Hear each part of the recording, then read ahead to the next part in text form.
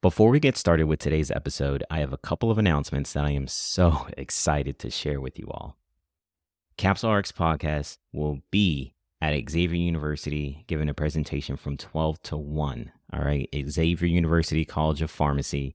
We will be there this Friday, April 12th from 12 to 1. And I'll be in New Orleans all weekend. So I'll just be hanging out afterwards. Anybody that comes, or if you can't make it, I'll still be hanging out. Just message me. I'd love to connect. We would love to meet you and really just build a strong relationship and see what we can do to help you along your pharmacy journey.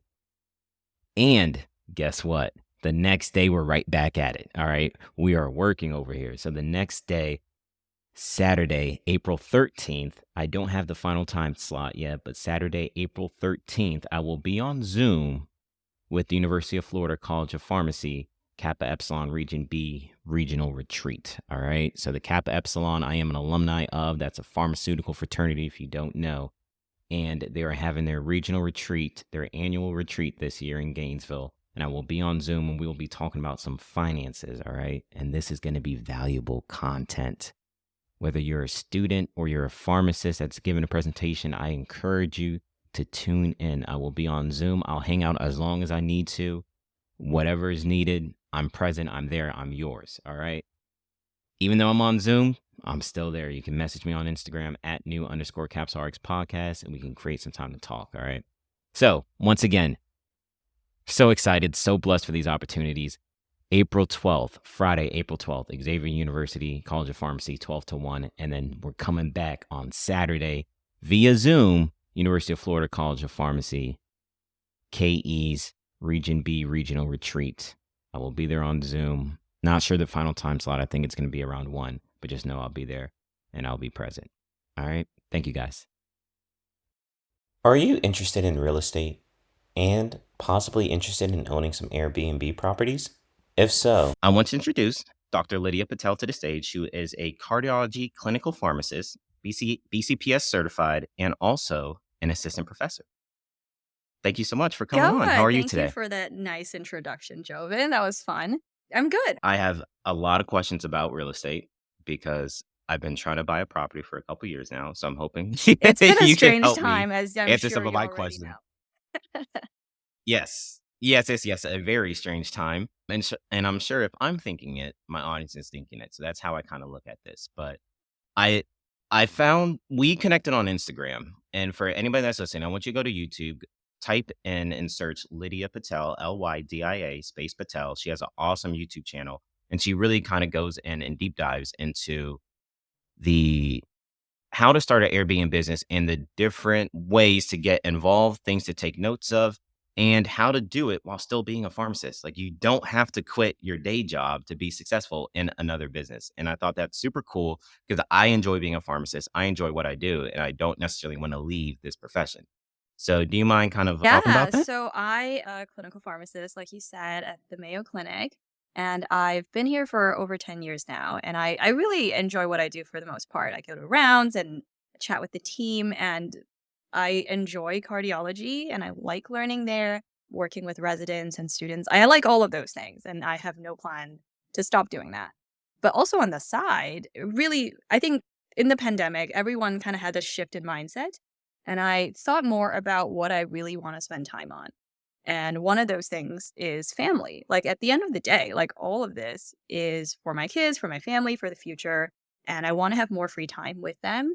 And I started looking into different things that would Mhm. kind of afford me that flexibility in my time, not necessarily like switching a profession or doing something entirely different, because I do enjoy the clinical setting and doing what Yeah. I do, but something that could maybe supplement the income and shift into a different area of kind of diversify my income streams, if you will.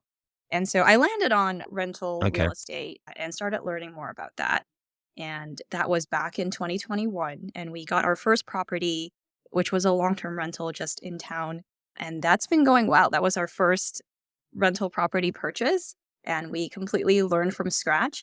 Mhm. And what I learned from that experience is a couple things. Like, A, it's not that hard. Like, all this content online, I'm sure if you've been interested in real estate, you've come across like Bigger Pockets and other podcast episodes and information online. And it always seems like the examples of people who have succeeded are like, look at this guy that went from like $0 to 20 in 6 months, or how they built like a Yeah. $2 million empire in a year and how they quit their day job. And it was inspiring to hear all that and hear their tactics. But there's also just something that just didn't resonate with me. I don't want to do those things. I don't have that risk tolerance. I have a family to feed. I can't like just suddenly leverage and leverage and leverage and Quit right, everything and do like something new. creative finance, drive around and like ask this Yeah. dilapidated house. Like I'm not going to do any of those things. I have no time. And so I Mhm. went basically the really boring approach of having 20% of a down payment, purchased a house that is close to the clinic and would be interesting to anyone who's just moving to town to work here. And that's kind of the demographic that I understood anyway. So I started a long-term rental and that went well.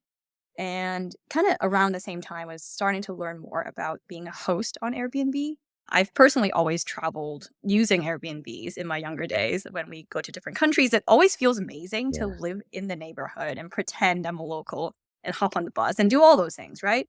And now with a family, Yep. with young kids, and we always travel with grandparents, we're back in that Airbnb stage where like we cannot stay in a hotel room. Every time we travel, we need a house that has 3 bedrooms and 2 bathrooms at a minimum.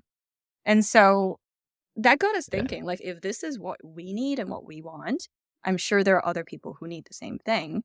And that is entirely a demographic that we already understood, and we can go pursue that. So kind of with that in mind, we started learning more about Airbnb business or short-term rental business. We happen to have a backyard accessory dwelling unit, or ADU, that we built. Yeah, we built Oh, it actually nice. for my parents because they like to spend summers with us, and that was a guest house just for them. And we're like, you know what? That house that is already in our backyard, let's try making it an Airbnb, see what happens. We went through a lot of the Mhm. normal thought processes that someone in that position would like, oh my God, I don't know if I want strangers in our house. How do you change your insurance policy to allow for that? What happens if there's damages? And Mhm. those are important things to think through. But my conclusion is Yeah. there's a workaround and a risk mitigation strategy for all of those things. So, like, if you are kind of in a similar stage where you have a room in your house or an ADU, or you want to build an ADU, something like that, take the time to kind of learn, like, list out all the reasons why not. And there usually is a way to solve that problem. So we listed that on Airbnb end of 2021, and it was super successful. We live in Minnesota and it's dead of winter. It's supposed to be the really slow months, but that space just filled out like 80-90% of the Mhm. time. And it was a great success. It was amazing. And we got the excuse to furnish my parents' guest house. So it's honestly a win-win-win. Mhm. And also it's a tax advantage, and we can get into that later. And Yep. so with that confidence, we then thought, let's go look for a home that is by the beach somewhere, because it's always cold here and it's always a good idea to venture out somewhere warm. So we started looking in Florida, where you are. Oh, Yeah. wow. So Okay. we found we started learning about the different markets for short-term rentals, what the regulations are, what a property might make, how much are the properties costing, and just ran a bunch of numbers and started learning and talking to realtors and doing all that. Mhm. And eventually we landed on a kind of beach house a couple blocks away from Jacksonville Beach, a very family friendly area, and has a direct flight from where we live, which is important. And we've been running it as a short-term rental since, and that was in 2022. So currently we still have the long-term rental. We no longer rent out the backyard one. It was a fun first experiment and gave us super host status, but it was very hands-on and just still being our house, and we have 3 Mhm. young kids. It's just more headache than we Yeah. want to deal with Yeah. at this current point in life. It's very profitable, but it's just too much work. But we still have that beach house in Got Florida. And so those are kind of the 2 properties we're running with. And our hope is to purchase another one this year. We're definitely taking it very slowly and learning about the different markets Mhm. and where to go next. I think enjoyment for us is also a big factor. The idea is really you get this Mm. second home that you get to go in to vacation for free. It's even a business expense to travel there. It's Mhm. subsidized by renting it out. So I suppose our strategy isn't necessarily to have like giant cash flow that allows us to entirely quit our job, but over the long term, it builds wealth, it Gotcha. appreciates, and you get these amazing vacations in your own house. So that's kind of where I am with that whole real estate journey. Okay. So let's start off with, so it sounds like you have two Mm-hmm. properties, Mm-hmm. right? Two Airbnb properties No, currently, I don't. I just have and the then you're one. I looking to don't add do on the a backup third. one anymore. But you still have it, you're just not doing Yeah. it. So one right now that you're Mm-hmm. actively renting out. And one of the things that I think about when people mention Airbnb is why Airbnb versus just like regular long-term rental? Like why, I guess, what was the decision that you made to kind of lean into, hey, we're going to do Airbnb. That's what's going to be Yeah. best for us. So a few pros and cons with a long-term rental. Generally, you have less work because your renters are not going to. I mean, they will tell you if there's a problem, but they're not expecting a certain level of service. They're not here for Yeah. vacation. They live there.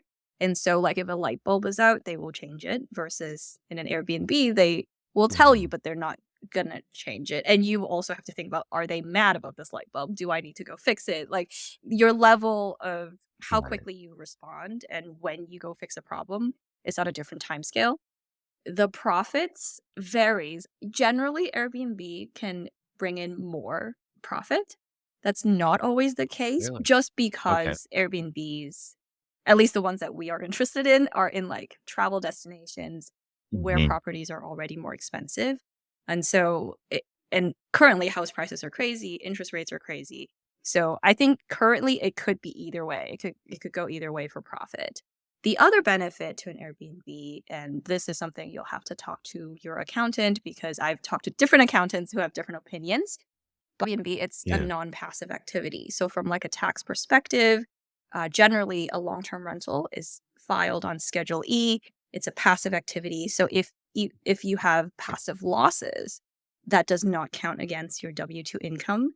And we all know pharmacist W-2 income, there is plenty of Mhm. tax on that, and it's always beneficial to look for something that can Yeah. offset that.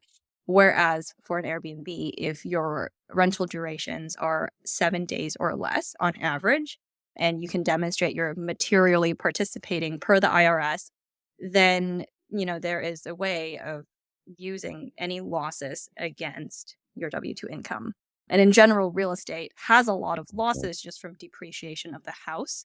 And so that can just the tax loss itself can be quite lucrative. Yeah. And then there's also the enjoyment factor. Like, I can't go enjoy a long-term rental in my own town. Like, that's not fun.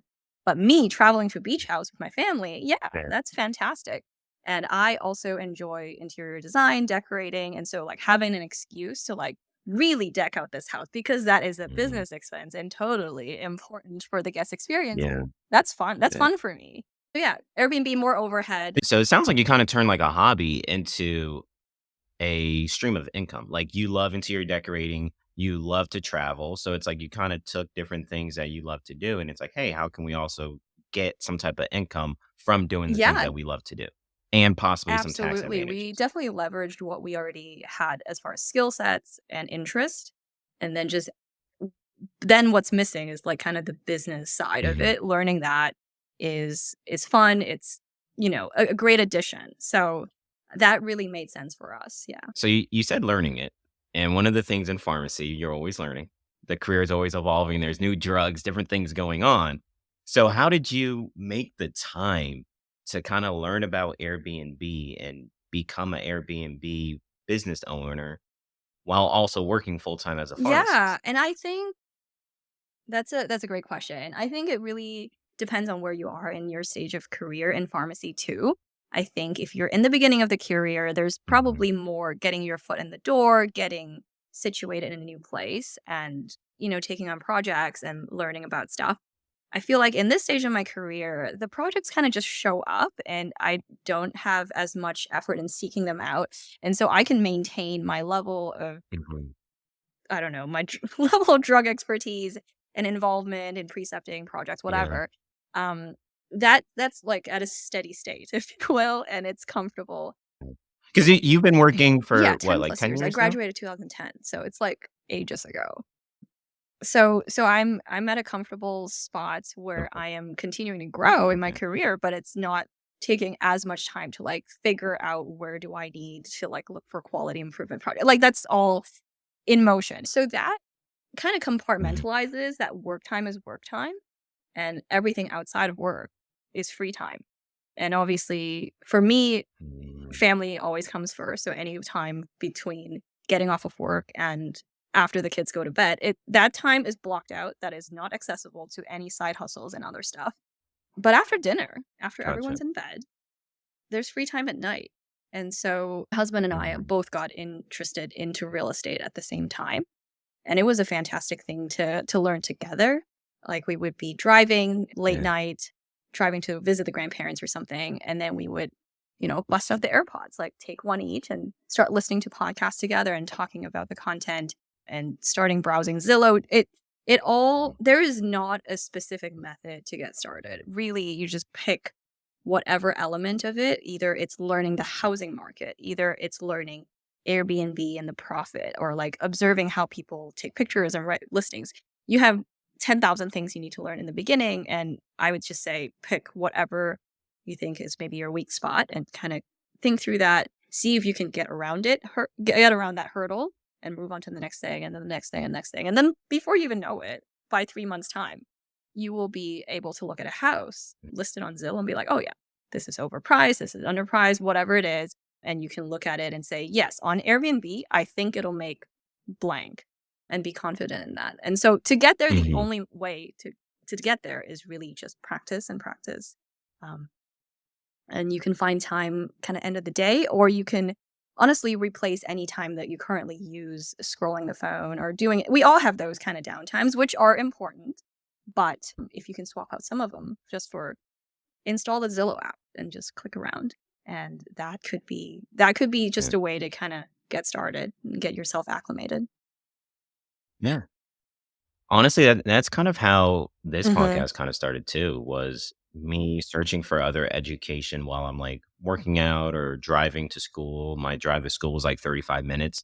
So like there and back, it's like sometimes you don't always want to listen to music. So it's like, all right, I could listen to something educational. And then I started learning about finances, or I started learning about different disease states. Cause sometimes I listen to healthcare Mhm. type podcasts, and it's just, wow, like there's so much valuable information.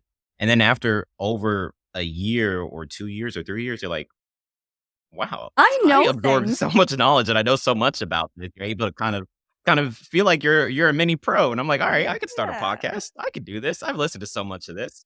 This can't be too hard. So it's interesting. And I'm sure it was the same thing for you and your partner, like just listening to everything and probably watching YouTube videos and doing different things with real estate and Airbnb just kind of help set you Totally. up And for I resonate success. with what you said. Like, this can't be too hard. You see all these people and they are reporting back from, I don't Hmm. know, 5, 10 years down the road of doing this real estate things. Of course it will sound insurmountable to have like a $5 million portfolio of like 20 apartment buildings. I don't know what, just crazy Yeah, amounts. And how do you get from zero to that? And that is yeah, not the quest. Your quest is just getting that first property, or if you're someone who's kind of newly graduating and you're looking at buying your first house, could you, and I wish someone told me this, could you look at buying a duplex and living on one side and renting out the other side? Could that be an Airbnb yeah, strategy? And I think in a lot yeah. of cities where there are heavier regulations, that is actually maybe the only way you can get into Airbnb. And so if you have your first house Yeah. where half of the mortgage, or maybe more than half of the mortgage, is subsidized by renting it out, that actually probably allows you to get that first home a lot sooner. Mhm. Yeah, and it's interesting you say that because that's something that I've been trying to do for the past year, was like try to find a decently priced duplex. Of course, the market's kind of crazy right now, but to find like a decently priced like duplex or triplex so I can live in one unit and kind of like rent out the others.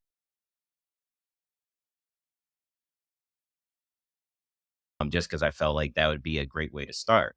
But talking to you, since you kind of mentioned that, I kind of want to know what would be in 2024 if you were to start fresh, like you're a new grad, you have student loans, how would you kind of go about starting either an Airbnb business, or would you look into maybe doing like what you said, maybe do a duplex, triplex, and rent out the other units long term? Like, what would kind of be your process to get another stream of income through real That estate? is a great question. If I were completely starting out and I had student loans right now, I probably would just learn in the beginning. I know this is probably the boring answer, but think about why you're getting into real estate and what you want your end portfolio to look like. Do you want it to be 100% real estate, or do you still want to take advantage of some of the more traditional, like tax deferred accounts for retirement and have some of that be stocks and bonds?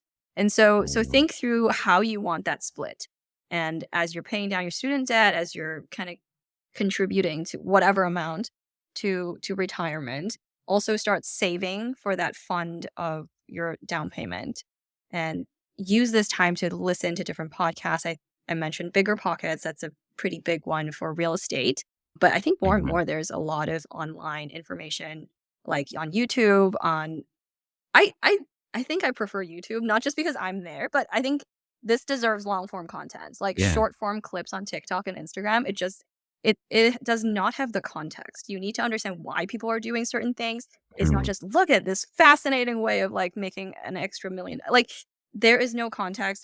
There's too many scams, Yeah. and honestly, that is the last thing you want to do when you're especially when you're starting out and you don't know what to look for. So use maybe like the first year of after you graduate to just learn and kind of figure out how much you Learn. need to Okay. save. Do Yeah. the research. Make a target of if I needed to buy, I don't know how much duplexes are in your area. Like, are they like 400 or 500? Is that realistic? Yeah. I can be honest, a couple of them that I looked at in Point Siena, they were like Okay. Not too 549, far off. 549,000, 550,000 for Yeah. like a So 3-2. like Yeah, for a working 3-2. backwards, how much down payment does that involve? And how quickly can you get there? I know for if it's your primary residence, you can range from like 3.5% for a down payment to 20. Obviously, that also depends on Yeah. your risk appetite. For a smaller down payment, obviously, there is a chance that if the markets were to do worse, you could be underwater. And if you have a stable job and you can keep making Yeah. payments, maybe that's not the biggest concern. And if you don't plan to sell, but that is something to consider, right? And so start learning about your market start learning about real estate in general, learn about your own market. And if you were to buy a duplex, how much would that be? And start kind of putting a target on what you want to save for a down payment. And if you can, in the meantime, you can meet other like real estate people in the area. I think it's actually really hard to meet like real estate investors and like-minded folks in the wild, just because any real estate meetups, Mhm. there's always somebody predatory that's like offering you a service, like there's ulterior motives. Not everyone's going to be looking out for your own interests. And I think that's actually something really difficult for me and like other fellow pharmacists to learn. Like in medicine, you kind of have not fiduciary. What's the Yeah. medical word for it? Like you owe the patient. You need to do right by the patient. That's understood. But that's not the case in Mhm. finance world. Like personal financial advisor, Yeah. realtor. They don't have a pharmacist oath Exactly. like we do. Exactly. So you cannot assume that Yeah. people are actually looking out for your best interests. And so you do have to like it's a tough Yeah. world to like go meet people and network, but then like look at them in skepticism. And so if you have pharmacist friends who are in a similar boat, they make similar income, they have similar interests, and they're also interested in learning about real estate, then perhaps you're starting in a very similar boat and you can learn together. It's nice to have a study buddy, as it is in pharmacy schools. Having study buddies they keep you accountable, they make it fun. Yeah. So yeah, that's probably what I would do the first year, and hopefully, I like yeah, that. And aim to buy like a duplex or triplex, maybe year 2 or 3, depending on how aggressively you can save. But I think that's realistic, and as long as you can do the math that your renter can cover, okay. X amount of expenses, I think it's not a bad idea. Mhm. Yeah, and you know what? You just sparked something in my head because I'm like, wow, that's me. Like I didn't realize, like, year one, all I did was do research. Like I was just like looking at properties. I was like, I cannot afford any of these. But I like the real estate agents were getting pissed because I wanted to see everything. Like I wanted to learn like what are the right questions. Like they were just getting annoyed because they knew I didn't have the money. But I was like, I don't know. I felt like I needed to do the research and experience it, like the walkthroughs and what to look for in the neighborhood. And is there a school nearby? And like, all these random little things to kind of determine and help me get good knowledge where there is a good opportunity to go ahead and execute. And so like my first year, I basically did a whole bunch of research. My second year is a bit more active.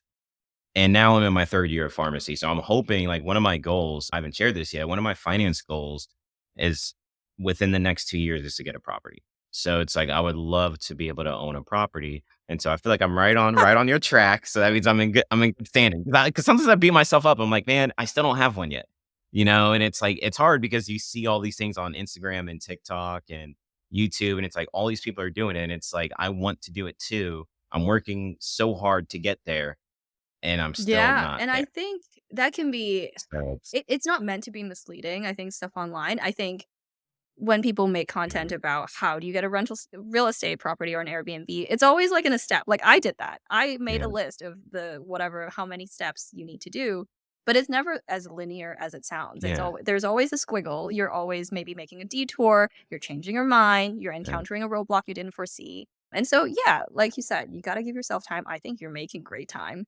And I mean, thank it you. it takes time to save up for a down payment. It takes time to analyze properties, and so you don't Mhm, wanna rush into a decision yeah, that big. It's a huge financial commitment, and yeah. there are repairs, there's, like, And work involved, and and that's my it's thing. you don't wanna rush into it. Yeah. Yeah, and it's because to me, most of my audience is in Orlando. So rent there is probably like 1,800 to 2,300 for a decent one-bedroom apartment, right? And a mortgage, depending on how much you put down, you could spend maybe like 25 to like 28, maybe max $3,000, right? On one of the properties that I mentioned. And it's okay, so I'd be spending a little bit more than what I'm renting, but at least I get to own it, and I could try to rent out the other side. But then my thing is always like, "Oh my gosh, what if I don't rent it out? Then I have, like, this super expensive, property, and not only that, but it's, like, student loans you gotta pay back." So it's just, like, so many things in my head that I'm like, it's so risky. So it's like, I don't know if it's one of those where you kinda mentioned earlier, like, kind of wait, I guess, into you're more in a stable position to really be able to take that risk and that chance. Because it's like, to me, I'm like, "Man, this stuff is risky." So it's like, I'm always playing with my mind in my head about, like, should I do this or should I not? I appreciate you saying that because it is risky. It's a big purchase, and I am Yeah, more of a numbers person. So when I encounter something like that, I would think about the worst case scenario. If literally no one will rent it and I have to cover the mortgage for like a whole year, yeah, can I make that happen with my salary? And assuming you can keep a stable yeah. job, which I think most of us are pretty safe within pharmacy for the most part, Yeah, I unless think you do so. something completely crazy, then, honestly, most of us should be Eh, yes, unless you go don't go rogue. rogue, guys. Just Yeah, chill, okay? yeah, You sh can my salary cover the whole thing? And maintenance, obviously, you have to think about that. There's taxes, there's insurance, there's expenses that come with having a house. yeah. And so if you can, is that a worst case scenario that you can live with? Is that too much house? Are you gonna just hate? Like, are you gonna resent this house emotionally too? So Yeah, I would think through the worst case scenario, and then also do kind of a base case, right? Like in a normal market, take a look at the rentals around you. How long do they sit around for? I think it's a little harder to track on Zillow, but if you click around long enough for what places are for rent, mhm, you'll start to notice a pattern. Like this place got listed just a week ago and it's gone. Someone must have rented it. Or these places are sitting around for 2, 3 months, nobody's renting. You should be able to figure out what the market rents are and how quickly they should rent for. mhm, And kind of backwards, you can figure out what might be my vacancy rate, right? Is it reasonable to expect as an average mhm, rental property manager, whatever. Can I rent it out for 11 months out of the mhm, 12 months? And so I would work that into your estimate and your calculations. This is the amount of profit, only 11 months of rent. And then you would add in like maintenance costs and kind of just run through your numbers of there's rental licenses, there's maybe landlord insurance that you have to get. Even if your tenant pays for utilities, usually like sewer or water or something is still under the landlord. So run through that math and then also go through like a best case scenario. What if mhm, rents increase? What if you have a renter that's amazing and they stay for 2 years and you never have a vacancy? That's all possible. So kind of run through yeah, those because the worst case scenario is real. There are people who either because they pick a wrong rent, it's not renting out, or they're not advertising in the right places, or they're not careful with screening their tenants. They have somebody in there that they have to evict and they're not paying rent for X number of months. And so that's the other thing you have to figure out, like in your local jurisdiction, what does that look like? Hopefully there's Mhm. no eviction involved in any of our rental endeavors, but it is a worst case Yeah. scenario to at least Yeah. know about. Mhm. It can happen. Yeah. It can happen. Yeah. And I'm glad you kind of shared that because it, it does seem kind of glitz and glamour Yeah. a lot of times whenever people talk about it. And I'm always one of those that I got to play devil's advocate. So it's like when I hear all the good things people say about real estate, I'm just like, but how much of my monthly paycheck would I actually have to put to this? And then I also have to pay student loans. And then I also Mhm. want to live. So it's like, okay, like that could be a hefty amount if things don't go as planned. But a good way to kind of circumvent that would be to do the research, kind of use Zillow, kind of backtrack and see, all right, are places in that area being rented? How much are they being rented for?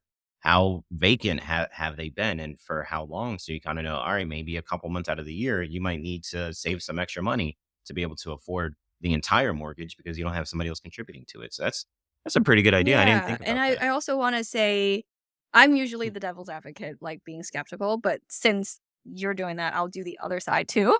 I think a lot of my fellow pharmacist friends who Gotcha. are, like, a few more years into their career, and they just kind of they're totally into the financial independence, retire early movement, but they just don't see the point of real estate. They're like, "Why don't I just, max out the 401k, like, do all the normal things that people do? Why learn about this Invest. other Yeah. thing?" And I think my argument to that is you can diversify your portfolio. I think just single family homes in general has Hmm. been an asset class that is pretty steady. It unlike stocks that can fluctuate a little bit more. I think we probably have heard stories of people who happen to retire at exactly the wrong time and then they can't draw from it as much as Yep. they thought they could. And so it's just a risk diversification thing. And then secondly, I think the main argument I hear against real estate is because, like, the stock market rises at maybe like Hmm. 9%, 10% on average. It's at the 7 to 10% Yeah. range. Real estate does not rise as fast. Yeah. And so they're like, why would I buy into an asset class that does not appreciate as fast? And I think your Hmm. return, actually, a lot of it comes from the loan pay down of your rental. So even though you only, say, put in 50K into this, I don't know, 250K property, every month you're contributing to the principal by the rent. And so you're not really seeing that. But at the end of that 30-year period, you have the 250K house plus that appreciation. And those two things added together it usually is more than the stock market returns. Yeah. Yeah. Yeah. And you're not alone. Like I'm part of the fire movement. I do plan on retiring early. My goal is 10 years, but I understand that it's foolish to think you're only going to get there with stocks.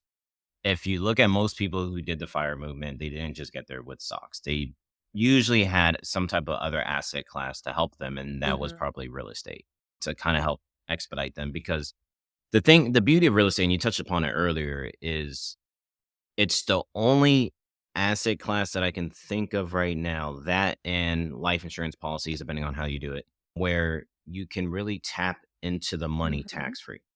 You can help by getting depreciation from it, so it benefits you when it comes to your W-2 as a pharmacist. So you can help kind of even out the taxes that you have by doing like a cost segregation study. And then you can also on the flip side is just tap into the equity of the home by doing like cash out refinance loan.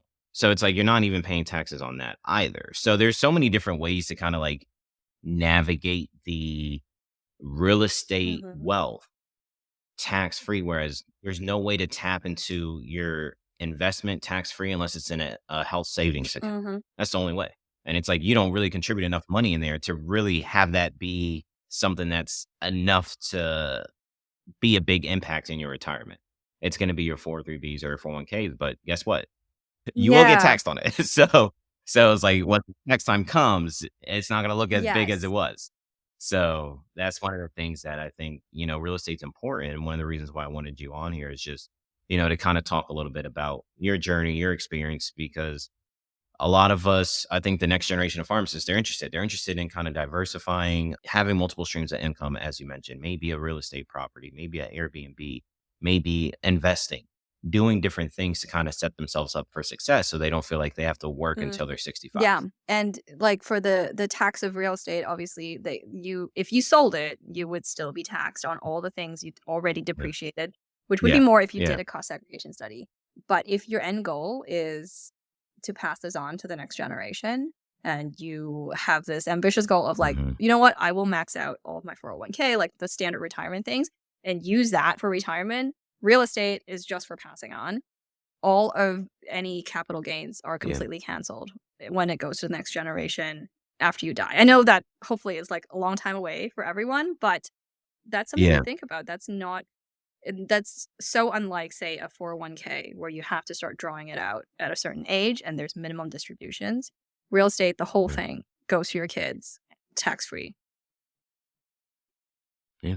Yeah. You can keep it in Hmm. the family forever. And so that's like an awesome perk with real estate. That real estate's probably it's the only one I can think of is possibly life insurance, but you have to kind of pass away, which is unfortunate. But it's like the only living thing that you can really pass on is real estate.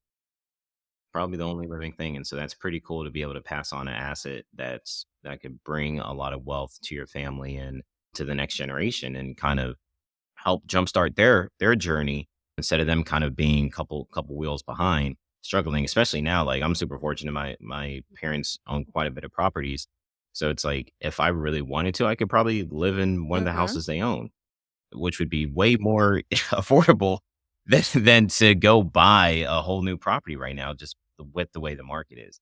And so there's always perks to Hmm. having that. Exactly. Nailed it. And so to kind of wrap things up, for anybody that's listening, they want to be involved in Airbnb. They seen everything on Instagram, on TikTok. They seen the YouTube videos. They have to do it.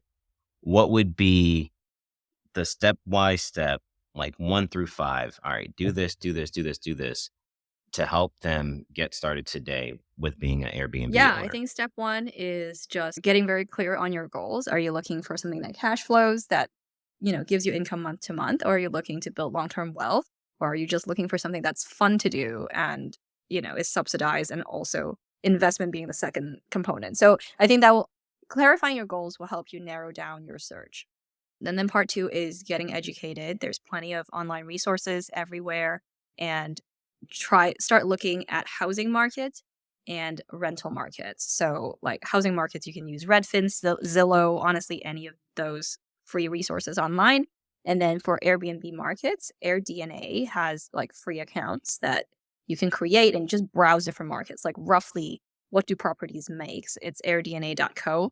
So you can go there. And then step three, I think once you've decided that, yeah, you're serious, I would pick a specific market. And that could be either your local market or like a dream vacation home market, and double check the regulations that Okay. that is actually a possible thing to do. But once you've cleared the regulation side, then I would kind of do a more deep dive, like narrow down to how many bedroom kind of house are you looking for, how many bathrooms, what do those tend to make on Airbnb and Verbo, and what do they go for in the market as a property, like how many thousands of dollars, and start honing in on like the math between what kind of house can make what money and does that even make sense.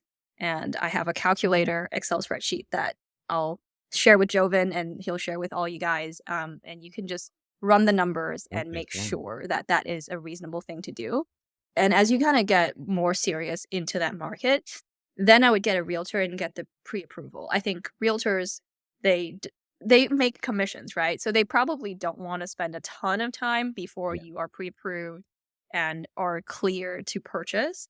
And you also don't want to waste their time. You just want to connect with them kind of Yeah. to get access to more listings, get recommendations, understand that market a bit better. I would still say you're the one that needs to learn all of the Airbnb projections. Your realtor is really just for understanding the local housing market, further connections of like this is a cleaning company that I've come across, or these are the maintenance people that I have seen my clients use, kind of as your contact list, not so much the person who will tell you this house will make X dollars on Airbnb. That's 4 steps, right? Do it somewhere in there. Yeah, and Yes, for so and then step 5 is probably just making offers. And you'll know that in the current market, it's still quite competitive. There's not a lot of inventory out there. And so you'll probably go through the motions of making offers multiple times. And you would make the offers based on your own numbers. Like, don't be swindled by the listing price of a house. They can list whatever they want. You have to go off of what makes sense Yeah. for you. And I think it's really tricky for first-time home buyers too to get wrapped into like, oh, but there's another counter of this much more, and can you match them? Can you waive your inspection? Can you do all the things? No, just you have to stick with what makes sense for your numbers. And that's kind of the first 5 steps. And then after that, you will, I mean, as you go along, you'll learn about how to actually operate the short-term rental, what kind of software you might need. But all of that is completely things you can figure out. If you went through pharmacy school, I would hope that you're smart enough. You can figure out some of these things. It's not rocket science. Yeah.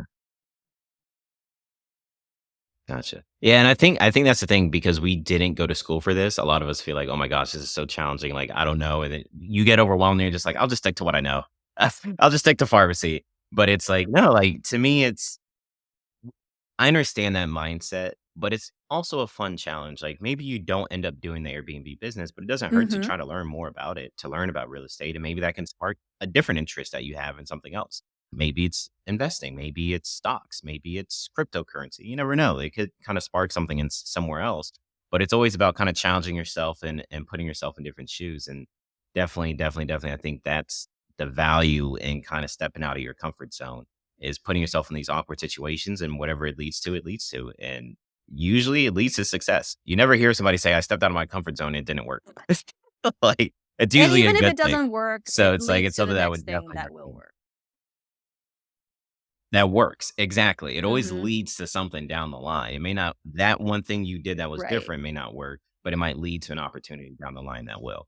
And so thank you so much for coming on. This was an awesome experience. I'm glad to learn. I would love the Excel sheet. I'll definitely share it with the audience.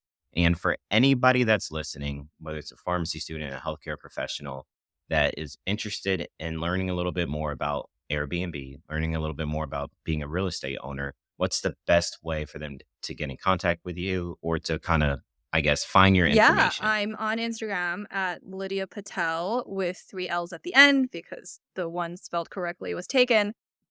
And I have the same Of handle on course. YouTube, and that's where I post most of my educational content. So feel free to take a look. And if you have any questions, feel free to reach out to me on Instagram. I try to read my messages. I'm not always great at that. But yeah, Right. wishing you all the best success. Thank you for having me on, Jovin. This was a fun chat. Yeah. Yeah. Yeah, this is awesome. Hopefully next time I can get you on the clinical side and we can kind of talk about your Oh, cardiology yeah. experiences for anybody that's interested in cardiology. Sounds good. All right. Perfect.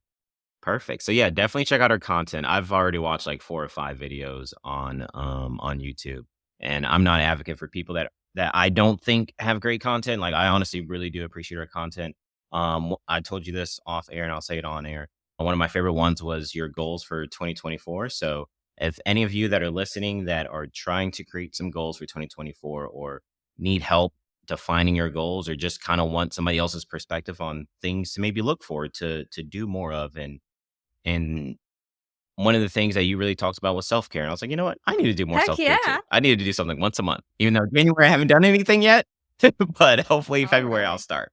So that was one of the things I was like, you know what?